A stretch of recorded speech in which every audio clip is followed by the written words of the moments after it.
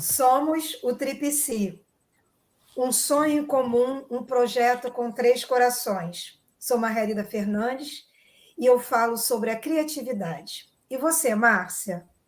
Eu sou Márcia Valéria e eu falo sobre autoconhecimento. E você, Graça? Eu sou Graça e falo sobre altas habilidades. E hoje nós tivemos um pequeno probleminha técnico, tá? Estamos chegando um pouquinho atrasado aqui, porque de repente a transmissão não estava indo para o ao vivo. Mas, como nós já combinamos, toda quinta-feira às 20 horas estaremos aqui. Quando eu tiver um probleminha técnico, a gente vai chegar um pouquinho atrasada. Mas essas somos nós, combinado? E esse dia maravilhoso, 1º de agosto, começa a comemoração do mês da superdotação. Isso mesmo. Dia 10 de agosto é comemorado o Dia Internacional da Superdotação. É um momento, né, para a gente se conscientizar das contribuições, das necessidades, do acompanhamento que as pessoas, as famílias com altas habilidades precisam ter. Eu penso assim comigo... Eu consegui pagar todas as minhas dívidas e realizar boa parte... Opa, temos uma interferência. Eu penso que, na verdade, assim, nós precisamos multiplicar esse 10 de agosto, multiplicar esse mês de agosto por muito tempo, para que a gente possa divulgar cada vez mais as altas habilidades e as suas contribuições. E por isso que a nossa logo tem uma cor aí especial, que é a cor da superdotação. Quem me diz qual é a cor da superdotação? Laranja! Isso, laranja. Não é à toa que eu estou aqui, ó. Para comemorar o dia 10 de agosto com antecedência, porque eu quero falar muito, nós 3 vamos falar muito, cada vez mais sobre altas habilidades, criatividade e autoconhecimento. Para a gente começar o tema aqui hoje eu que vou trazer o tema, eu vou fazer uma pergunta para a Márcia e para a Margarida. Vocês acham que altas habilidades é a mesma coisa desde o tempo da carochinha? Márcia, libera o seu som. Isso. Tá liberado. Com o passar do tempo, né, da história, o homem foi se conhecendo cada vez mais, e o autoconhecimento ele ajuda na descoberta das suas habilidades, até da superdotação mesmo. Então, com certeza, não é a mesma coisa. E até a visão, né, de superdotação, de altas habilidades, no início só era medido através de QI, o QI da inteligência. Hoje em dia nós já temos múltiplas inteligências, e isso abriu um leque, uma gama de possibilidades de conhecimento mais sobre altas habilidades. Isso mesmo. E é exatamente sobre esse tempo, essa linha, né, esse tempo histórico aí, dessas palavras, de como foi chamado, é que eu venho trazer uma reflexão hoje. Por quê? Porque, na verdade, nós ainda não temos um termo uniforme que seja único para definir o termo qual é a ser utilizado. Então, assim, alguns chamam de altas habilidades, outros chamam de superdotação, e aí nós vamos começar a entender esse processo um pouquinho. Tá bom? Espero que vocês fiquem aí atentas, porque a qualquer momento eu posso chamar vocês. Combinado, meninas? Combinado. Então,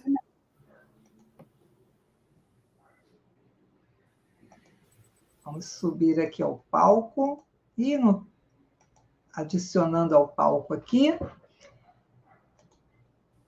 E aí o tema é exatamente esse, né? É a evolução da superdotação, uma linha do tempo histórica.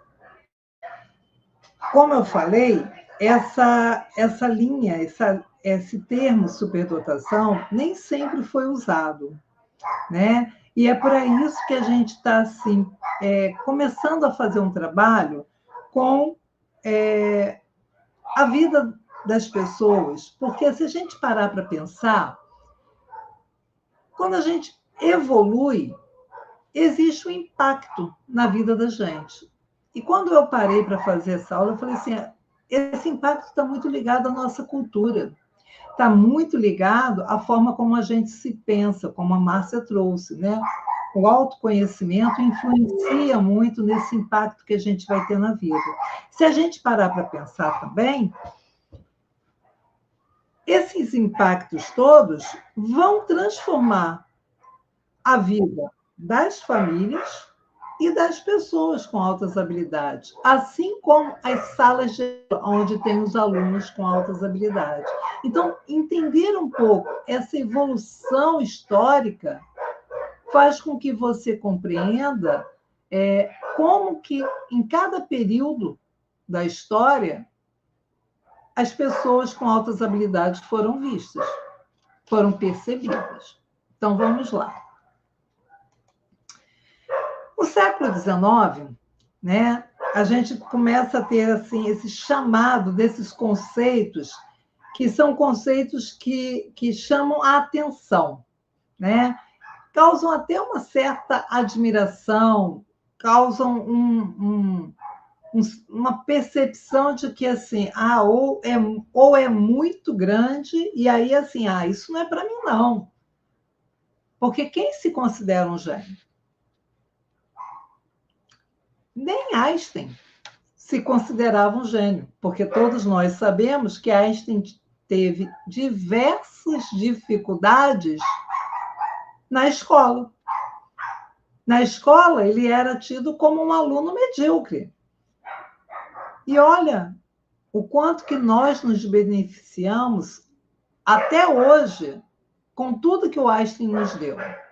E hoje, sim, o Einstein é visto como uma pessoa genial. Por quê?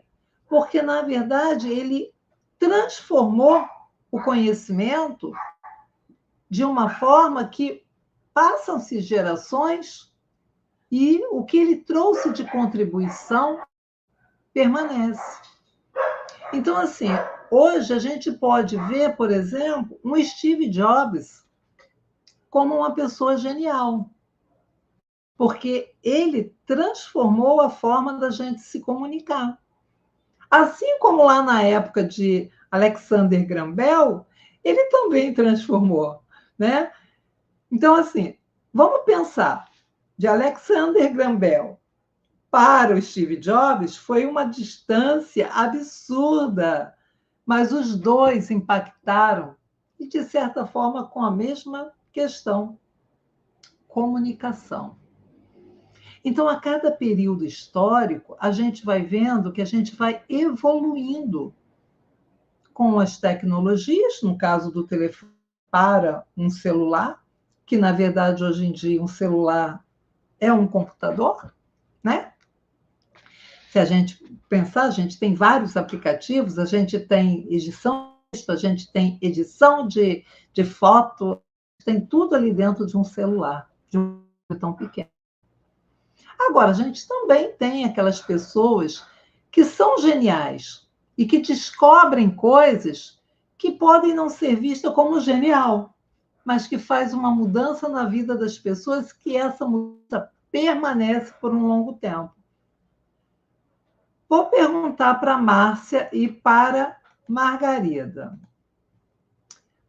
Vocês conhecem uma pessoa que transformou a forma de se lavar o arroz? Transformou? Não. Transformou. Não? E você, Margarida, conhece? Eu acho que deve ter sido aquela que fez o escorredor de arroz, não é não?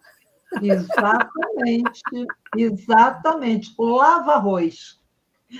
E vocês sabiam que ela é brasileira? Nossa!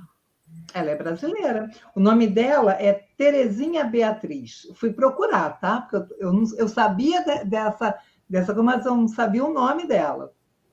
E ela transformou a forma como nós, simples e meras mortais, donas de casa, lavamos o nosso arroz. Caramba! Essa mulher pode ser considerada uma gênia, porque ela mudou a nossa forma, ela deixou a vida da mulher mais prática. Né? Eu lavo o arroz ali, enquanto o arroz está escorrendo, eu estou fazendo outras atividades. Né? Então, assim, isso é o conceito do gênio. O conceito do gênio é aquela pessoa que muda alguma coisa, transforma, contribui com a nossa sociedade por um longo tempo, por um período que passam-se gerações e as coisas vão continuando. Né? Agora, e o prodígio? Quem é essa pessoa que a gente chama de prodígio? É tudo igual, gênio e prodígio? Não. O prodígio já é aquela criança, aquela pessoa que ainda não tem uma idade avançada, mas que já demonstra um comportamento tão exuberante como se fosse um adulto no seu desempenho. Então, assim, uma criança prodígio é aquela criança que já demonstra um conhecimento, já demonstra, às vezes, até uma prática de um saber como se fosse um adulto. Essa é a diferença entre gênio e uma pessoa prodígio. Esses são alguns dos termos que, às vezes, confundem um pouco quando a gente fala de superdotado, porque dá a impressão de que ou você tem que ser sempre muito bom em tudo. Nem o Einstein era bom em tudo.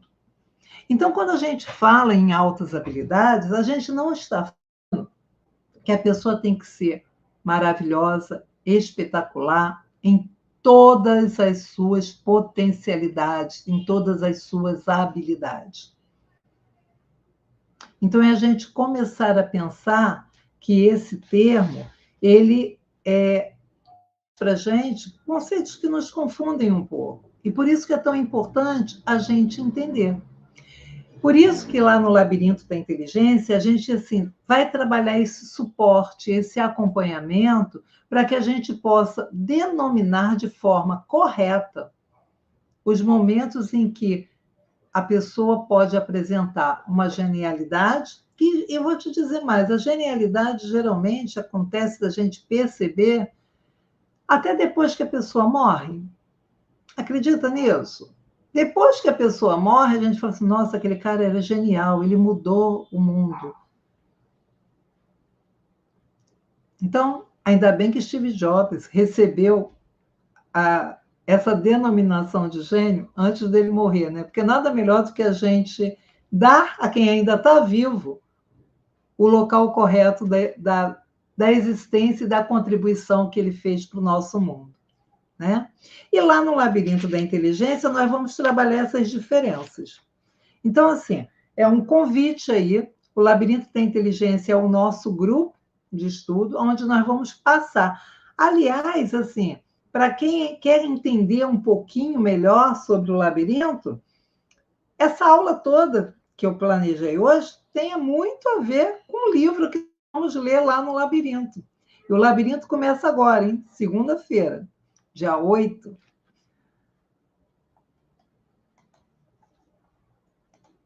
O termo vai evoluindo. E o termo evolui.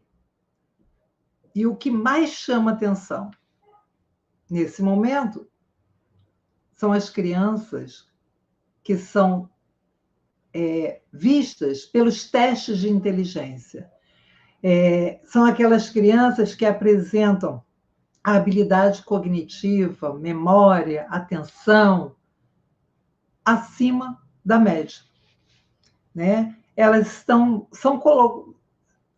passam a ficar situadas numa zona superior ao desempenho, por suas altas capacidades.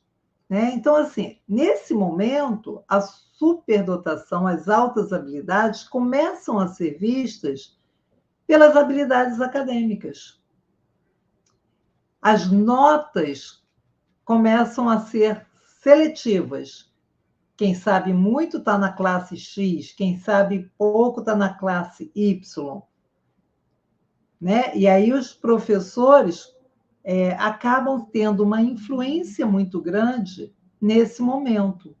Por quê? Porque tudo que é classificatório faz uma divisão, faz uma seleção. Então, essas pessoas que passam a ser chamadas de crianças superdotadas, elas começam a ser vistas como se fossem privilegiadas pela inteligência.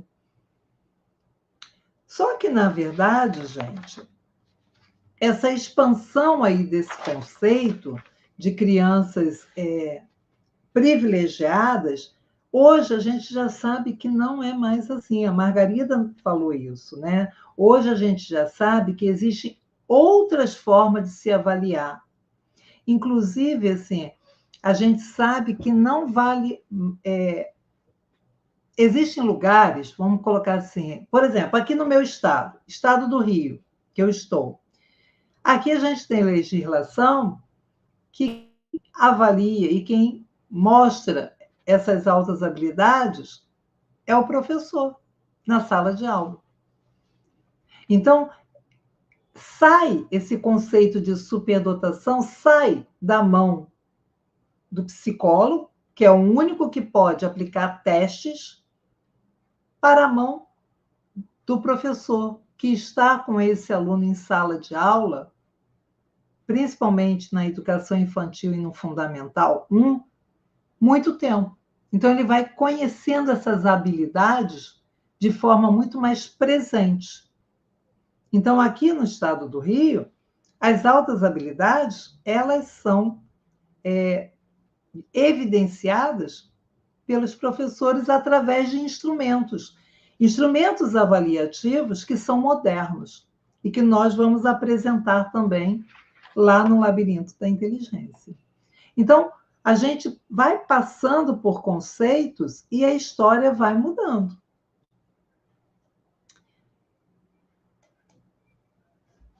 Em 1950, já aparece um outro termo, que é o talentoso. Aí, a gente começa a ter uma divisão. Então, a partir de agora, a gente começa a olhar para aquelas pessoas que têm, além inteligência cognitiva, começa a ter o talento na música, o talento no esporte, né? Nós estamos em período aí de Olimpíada, né? Olimpíada 2024 em Paris. Nós estamos vendo várias pessoas com habilidades maravilhosas no esporte. Então, a gente começa a despertar para esse termo, são os talentosos. Só que aí começa a aparecer assim, então superdotado é o termo utilizado para pessoas com inteligência cognitiva. E o talentoso é para as pessoas com talentos artísticos, psicomotores, né? E a gente começa a ver essa diferença. Mas será que é assim mesmo? Será que realmente, quando eu tenho uma inteligência, uma superdotação em termos de testes, eu não apresento nenhuma outra habilidade? Hoje a gente sabe que isso não é verídico. Mas naquela época, justamente por começar a entender que as pessoas com QI alto podiam apresentar outras habilidades, ou inversamente, as pessoas que talvez não tivessem um QI tão alto, mas apresentavam habilidades acima da média, aí começa-se a conversar de uma outra forma de se denominar. Por isso que, assim, às vezes é complicado a gente falar sobre esses autores, porque existem os autores que fazem essa separação.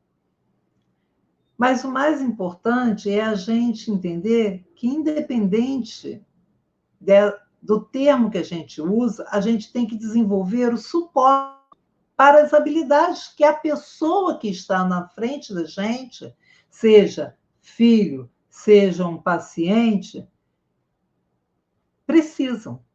Então, cabe a nós termos conhecimento para podermos desenvolver a melhor estratégia para ajudar essa pessoa, seja nosso filho, nosso paciente ou nosso aluno.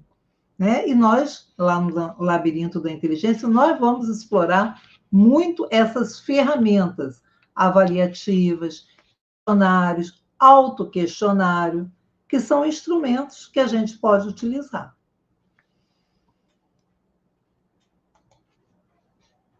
Na década de 70, surge o Gardner. E eu gosto muito de uma frase que ele fala.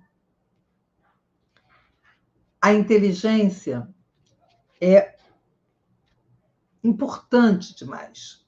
A inteligência ela é fundamental demais para a gente deixar na mão de quem só faz de inteligência.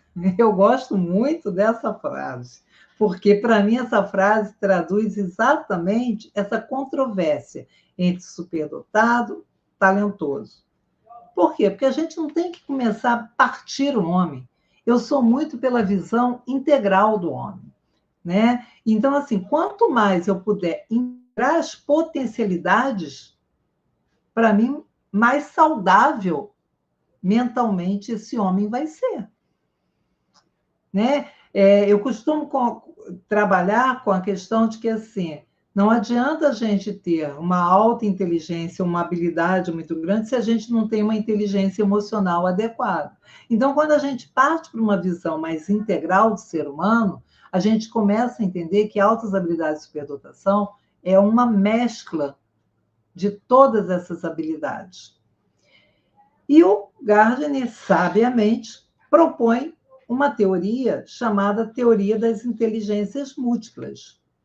Né? E, inicialmente, ele trabalha com 7 inteligências, depois ele vai para 8, depois ele vai para 9, né? E hoje, a gente já pode falar que tem até uma 10ª inteligência. Né? Ele enumera, assim, inteligência linguística, lógico-matemática, intra- e interpessoal, existencial, sinestésico-corporal, espacial, naturalística. Acho que eu falei todas. Se eu não falei, depois a gente vê. Mas hoje, o que eu gosto é da principal, que ele está colocando agora nos termos, que é a inteligência moral. Então, assim, ou seja, cada vez mais ele está integrando esse ser humano aonde essa pessoa pode ter todas essas habilidades. Quer dizer que ela vai ter habilidade 100% em todas as áreas? Não. Eu posso ter, hoje, pela minha dinâmica de vida, eu estar muito mais social, e aí a minha inteligência interpessoal está maior, e é lógico que eu vou ter outras inteligências, mas não quer dizer que, por exemplo, só porque eu estou me relacionando com as pessoas, a minha inteligência linguística vai ser tão potencializada. De repente, eu vou ter a minha inteligência linguística potencializada até na fala, mas na hora de escrever, talvez eu não consiga ser tão boa. Então, assim, isso faz com que a gente comece a ver que a inteligência ela é um percentual. Eu posso ter um percentual X em uma inteligência, um percentual Y na outra eu tenho A, na outra eu tenho B. E é o conjunto delas que vai me mostrar quais são as minhas altas habilidades. É aí que começa também a gente identificar que é importante sair da caixa. É importante a gente trabalhar com um olhar diferenciado. Eu, além de ser psicóloga, eu trabalho com avaliação neuropsicológica. Na minha avaliação, eu faço, sim, a medição do QI. Só que eu nunca olho o QI como se ele fosse algo fixo, estático, e ali determina-se o quantitativo da inteligência. Por quê? Porque a inteligência é mais do que aquelas respostas curtas dos testes. Então, eu também vou olhar outras composições da vida dessa pessoa, outras composições em relação às suas habilidades acadêmicas, em relação às suas habilidades artísticas, o que ele faz, o que ele gosta, o como ele se relaciona. Então, a avaliação ela tem que ser uma avaliação ampliada, que vai até para além das 4 salas do consultório onde a avaliação é realizada. Então, eu gosto muito dessa inteligência, das inteligências múltiplas, porque ampliou muito a minha própria experiência como mãe de 2 filhos com altas habilidades e como profissional. E lá no Labirinto da Inteligência, nós vamos assim fortalecer o como essas dimensões de inteligências elas podem ser equilibradas, desenvolvidas de forma equilibrada, inclusive ampliando, olhando a inteligência emocional, o desenvolvimento dessas habilidades, que muitas vezes a pessoa com altas habilidades pode não ter. Eu posso ter uma pessoa com altas habilidades que seja muito intelectiva, como é uma pessoa que eu conheço. É uma pessoa que é muito culta, mas que não consegue se relacionar bem com as pessoas ao redor. Por quê?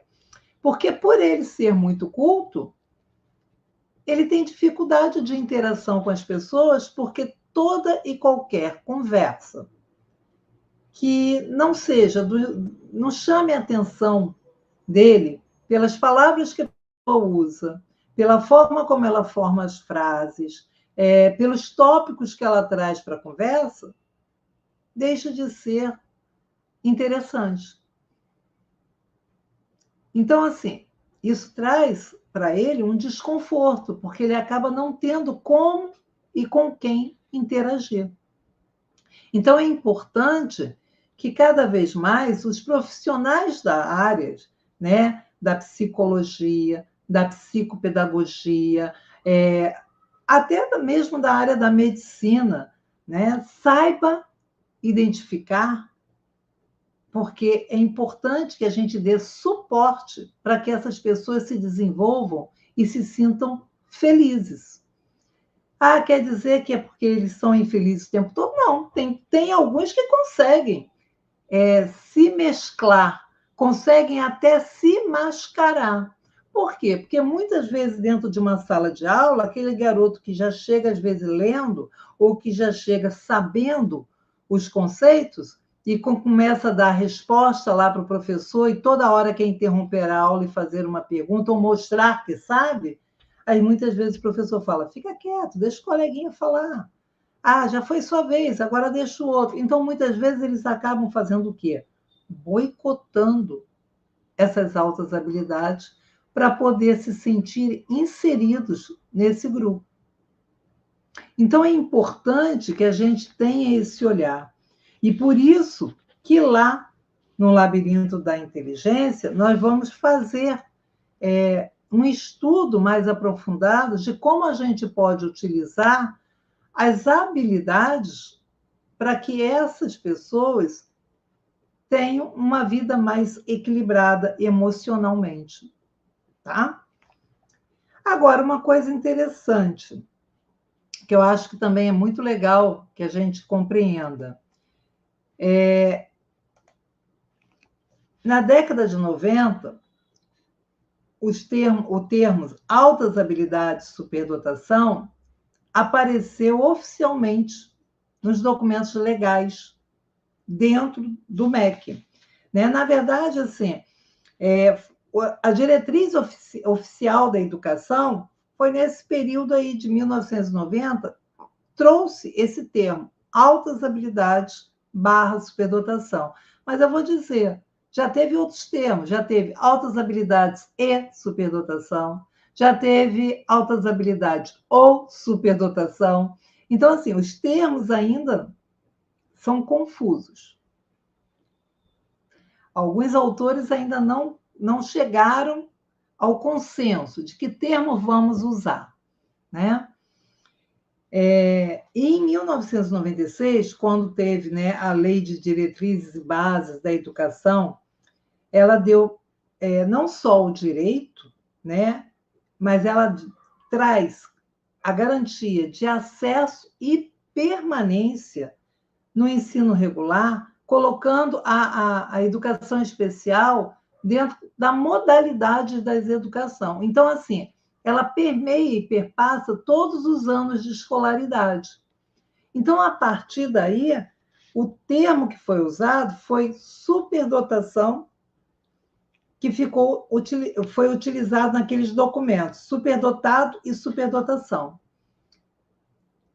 E aí, assim, se vocês pegarem para ler as legislações, vocês vão ouvir, em alguns momentos, o termo superdotação, superdotado, altas habilidades e superdotação, ou superdotação, barra superdotação, mas tudo isso é a mesma coisa. Então, assim, quando se fala essas palavras, estamos querendo falar de pessoas que aprendem rapidamente, de pessoas que têm envolvimento com a tarefa que praticam, de pessoas que são altamente criativas, de pessoas que não são elitizadas, né? Porque às vezes a gente ouve a palavra superdotação, dá a impressão de que a gente está colocando essa pessoa num lugar privilegiado, mas não é verdade. A gente está olhando para essa pessoa e percebendo que essa pessoa tem uma característica diferenciada e que precisa de suporte. Suporte na aprendizagem. Vamos pensar. Uma criança que já chega lendo na educação infantil, ela pode ainda nem saber escrever, porque a parte motora não necessariamente é desenvolvida com a mesma agilidade que a parte mental dela. Mas vocês acham que ela vai ser uma criança feliz quando ela passar o primeiro ano, onde ela vai ser alfabetizada? Claro que não. E aí nós vamos ter crianças que vão ser chamadas de desatenta, porque não estão prestando atenção no que a professora está falando. Mas não estão prestando atenção porque já sabem. Vamos ter a chamada aquelas crianças hiperativas, porque não vão parar na sala de aula, porque o que está sendo dito eu já sei, e isso é chato, porque eu não gosto de coisas que ficam se repetindo. Eu vou ter aquelas crianças que vão receber rótulos, porque não estão sendo percebidas na sua necessidade, na sua diferenciação. Então, o que eu preciso fazer? Eu preciso de acelerar o conhecimento dessa criança.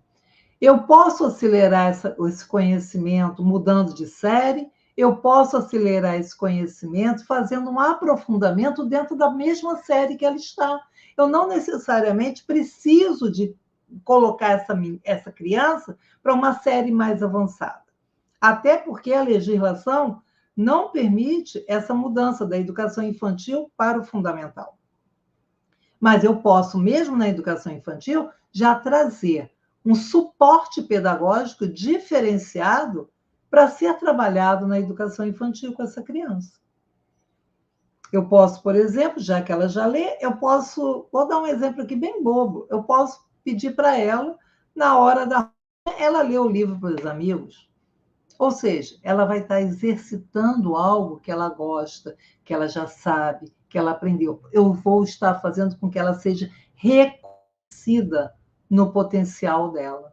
Então, vai ser para ela mais tolerável, menos cansativo, ficar num ambiente onde ela vai estar só recebendo coisas que ela já sabe. Isso é só para dar um pequeno exemplo. Tá? Então, assim, esse termo ele vai mudando aí, mas foi legal a gente entender que foi esse momento aqui, da década de 90, que a gente começa a ter isso nas diretrizes pedagógicas do MEC. E algumas pessoas não têm esse conhecimento, né? A educação inclusiva surge. E aí, assim, a superdotação começa a ser vista como um recurso valioso para a sociedade nesse momento, né? Essa abordagem inclusiva, ela traz essa visão de sociedade mais integrativa. E aí a gente começa a trabalhar essa identificação. Mas tem uma teórica que eu gosto muito, que é a doutora Zenita Ganter. Ela ela é assim, a idealizadora do CEDET, o Centro de Desenvolvimento e Talentos de Minas Gerais, de Lavras.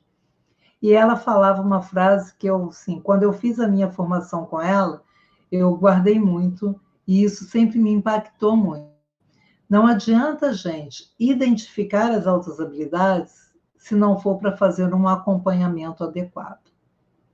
Então, assim, não é só identificar os alunos, não é só identificar as pessoas, é identificar e acompanhar, dar suporte, oferecer aquilo que é necessário para que essa pessoa seja uma pessoa saudável, seja uma pessoa feliz, seja uma pessoa que venha contribuir com a sociedade. Né? Tudo na vida é mão dupla.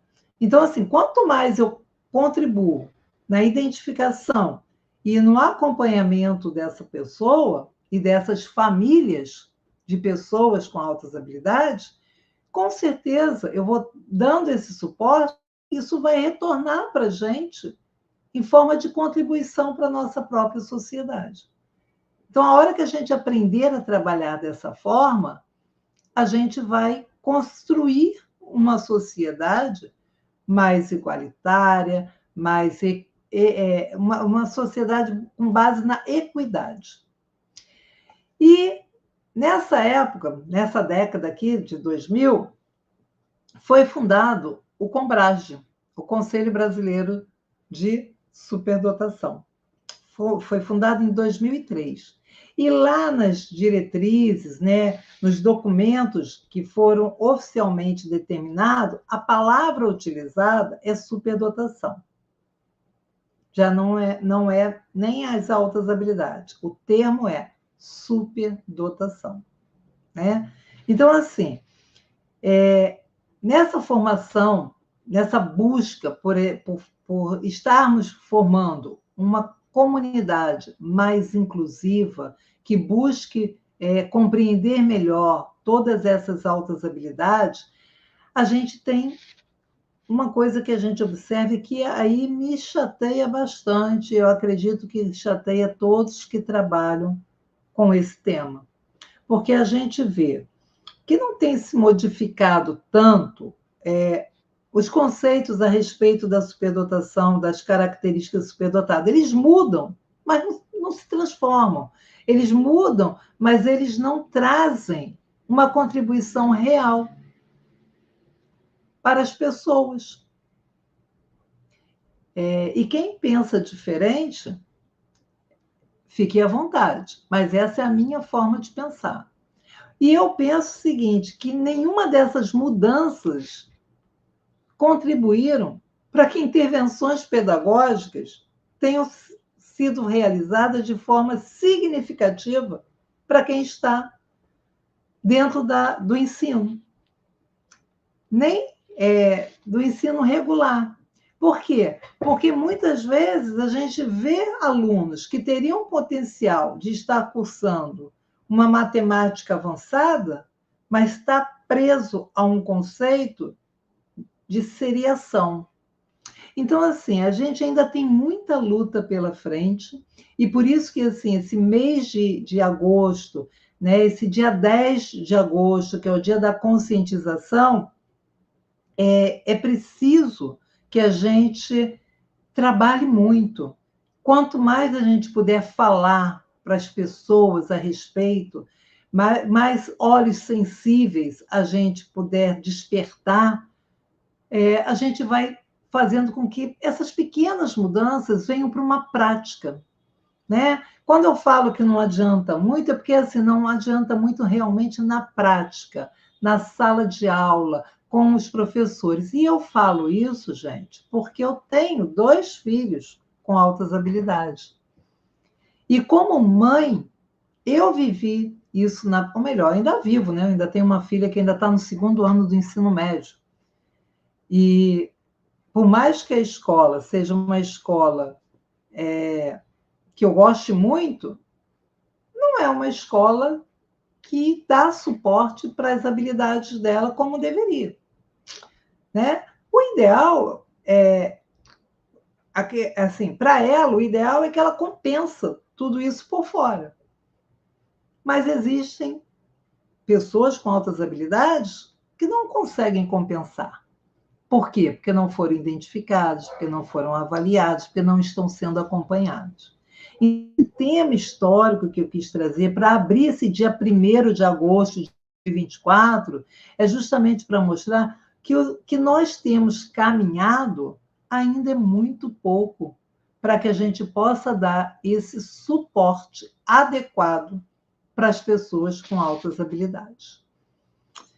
E aí, antes de eu encerrar, eu queria chamar aqui ao palco, meninas. Vocês podem vir ao palco para a gente, que eu quero ouvir de vocês, assim, o que vocês acham de tudo isso que eu trouxe, se isso faz sentido para vocês. Graça, eu acho assim de suma importância, principalmente quando você coloca que não basta apenas identificar, é identificar e continuar um trabalho, né, com essas pessoas, que eu acho que isso que não temos hoje em dia. Identifica que tem altas habilidades, mas o suporte. E também as famílias ficam desamparadas sem saber como agir. E creio que muitos profissionais também. Então, quanto mais a gente puder orientar e falar sobre isso, acho que é um caminho que é muito, muito importante, né? De realmente, cada vez mais, a gente trazer esse assunto para que haja menos sofrimento, que a gente sabe que, geralmente, quem tem superdotação, altas habilidades, acaba sofrendo por não ter espaço para poder atingir todo o seu potencial. Então, eu acho que isso é de suma importância, falarmos sobre esse tema. Graça, eu penso que o suporte que nós podemos dar a essas mães, não é? Aos profissionais que percebe que tem algo diferente na criança, mas não consegue identificar muito o que, né? Não consegue perceber a diferença entre prodígio e superdotado, e aí começa a se questionar por que a criança fica tão inquieta em sala de aula, por que é tão difícil, por que ela perde a paciência fácil, né? Porque ela já pegou rápido a matéria, já compreendeu, e aquilo já está ficando maçante, cansativo para ela. Então, o profissional que se dedicar, que tiver esse suporte conosco, ele vai estar muito mais preparado para lidar, e os pais também. Um pai que tiver percebendo que o filho é diferente no sentido de pega rápido, é muito inteligente, é sagaz com as respostas, faz as perguntas dos porquês inúmeros que ele não sabe nem às vezes responder, tendo esse suporte do labirinto da inteligência, vai ficar muito mais tranquilo e compreendendo qual é a direção, qual a orientação para educar essa criança, para preparar essa criança para a vida, para o futuro. E essa criança, por sua vez, vai sair daquele lugar de se sentir o diferente e querer até diminuir a sua capacidade, as suas habilidades, descer da onde ele é para poder se enquadrar, para poder se sentir aceito dentro da sociedade, dentro do grupo dele, porque ele sempre sendo destacado, ele se sente o diferente. Então, o suporte que o Laboratório da Inteligência pode dar vai ser de suma importância para o desenvolvimento e até para a harmonização da família. Porque uma família que sabe o que fazer com essa criança, sabe como estimular com a criatividade, sabe lidar com aquelas diferenças, vai conseguir até ajudar os professores e dizer, olha, é assim que funciona, vocês podiam se informar, porque meu filho não tem nenhum transtorno, ele só é superdotado, então precisamos investir nisso para cada vez mais ele ficar bem e se sentir uma criança aceita e amada como ela é exatamente. E você falou uma coisa importante. Superdotação não é doença. E muitas vezes, quando assim, fala disso, é como se ele é o estranho, ele é o diferente. Né? E não é doença, são características, são sinais. Né? E é assim, hoje me perguntaram, num momento, perguntaram assim, qual seria assim, o seu maior desejo com o Labirinto da Inteligência? Aí eu falei, formar profissionais para que cada profissional formado possa levar mais conhecimento a mais famílias, minimizando o sofrimento das pessoas. E eu não sei como a gente pode formar pessoas se a gente não levar o conhecimento, né? E hoje eu preparei essa aula em cima do livro que eu proponho trabalhar lá no Labirinto, que o tema é justamente esse, talento e superdotação, problema ou solução. Exatamente. Para muita gente é um problema. Exatamente. E quando você, na semana, pegando o gancho, semana que vem é minha aula. Vou falar sobre a personalidade do superdotado. Então, quando você começa a perceber como essa criança pensa, como ela sente, como ela reage, né? Como essa pessoa, porque às vezes já é até um adulto e não tem nem ideia, se sente diferente, se sente inadequado e não sabe por quê. Então, quando essa pessoa se reconhece, ela, caramba, poxa, então eu não sou diferente no sentido pejorativo, eu sou alguém que veio dotado de talentos e habilidades e eu vou desenvolver para usar cada vez mais.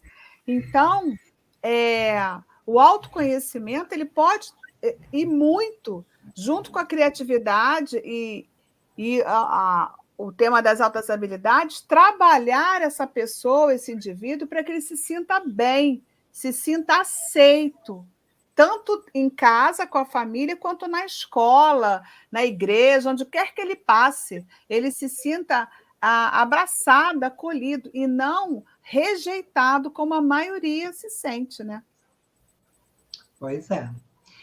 Então, assim, agora, né, que nós já falamos muito sobre isso, queria saber se alguém que está aí no chat, se tem alguma pergunta. Deixa eu ver aqui, que eu ainda não olhei.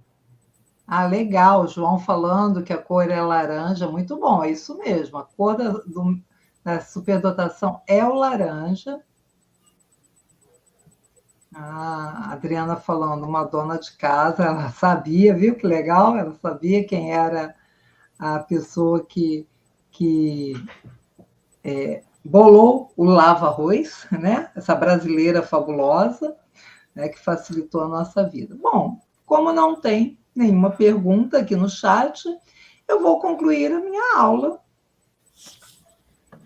fazendo essa chamada, né? Que a superdotação ela vai evoluindo, sim. O que hoje nós conseguimos e consideramos como os sinais da superdotação, ela pode, daqui a um tempo, ser modificada nessa percepção, né? Porque hoje nós estamos num boom de tecnologia. Daqui a um tempo, talvez outras habilidades sejam os sinais mais identificados como potenciais para a nossa cultura. Isso tudo vai se transformando. Mas uma coisa eu quero deixar claro: todos nós temos habilidades. Ok, E todos nós podemos desenvolver habilidades, ok. Mas a pessoa com superdotação, a pessoa com altas habilidades, é além dessa habilidade que a maioria possui, gente. Isso é algo, é um diferencial que ela traz dentro dela e que, para ela, é muito natural mostrar as coisas. Ela tem uma naturalidade com essa habilidade que é um potencial para ela normal, mas que para nós, que não temos essas habilidades normais, que precisaríamos desenvolver, treinar, a gente olha e fala assim, nossa, ela é demais. Então, tem essa diferença. E uma outra diferença, que eu vou falar nas próximas aulas, é assim, da sensibilidade. São pessoas que são mais sensíveis, né? Ou, às vezes, até ao gosto, são mais sensíveis à textura, são mais sensíveis ao toque. Então, assim, e não é porque sejam autistas, não passa pela questão do transtorno do espectro autista, tá? Isso já existe aí uma dupla excepcionalidade, mas que não é. Hoje eu estou falando das altas habilidades, e o que eu quero deixar bem claro é que quando a gente fala em habilidade é uma coisa, mas essa habilidade que a pessoa com superdotação possui é algo acima do potencial para a gente, mas que para elas é natural. E por isso, muitas vezes, elas nem reconhecem como altas habilidades. Elas não se veem como diferentes. Que bom que você pensou nisso, Cris. Como identificaríamos isso na fase adulta? Isso daí, olha, isso daí é fabuloso. Então, eu vou assim, dar um spoiler para vocês. Eu vou trazer uma fala sobre diagnóstico tardio aqui no canal. Nós vamos falar, uma pessoa que vem falar como foi para ela se descobrir, né, ter esse diagnóstico tardio nas altas habilidades. Aguardem. Cris, vou te deixar curiosa só para que você continue acompanhando o nosso canal ou que você venha fazer parte do Labirinto da Inteligência, onde a gente quer formar uma comunidade que goste desse tema, né? E que já começa segunda-feira. Então, a gente nós aguardamos vocês quinta-feira que vem, que eu vou trazer a personalidade, as características de quem é superdotado. E aí vocês vão observar que, literalmente, a pessoa pensa fora da caixinha. É aquele que o problema acontece e a resolução é rápida. Ele pensa rápido, ele tem soluções que às vezes você pensa, nossa, mas como é que ele chegou nessa conclusão? Como é que ele pensou isso? Entendeu? Então, vai ser muito legal a aula e nós vamos aguardar vocês. Gente, curte o nosso canal, se inscreve, tá? Coloca perguntas para a gente no chat, que nós vamos ter o maior prazer de responder a vocês. Boa noite para vocês. E até a próxima quinta. Eu deixei aqui no chat também o link para quem quiser entrar no nosso grupo, ou então vai lá no YouTube, que também tem um link, né, para você entrar mensal, ou se você já quer entrar pelos 20 encontros, tá? Esperamos vocês na segunda-feira. Tchau.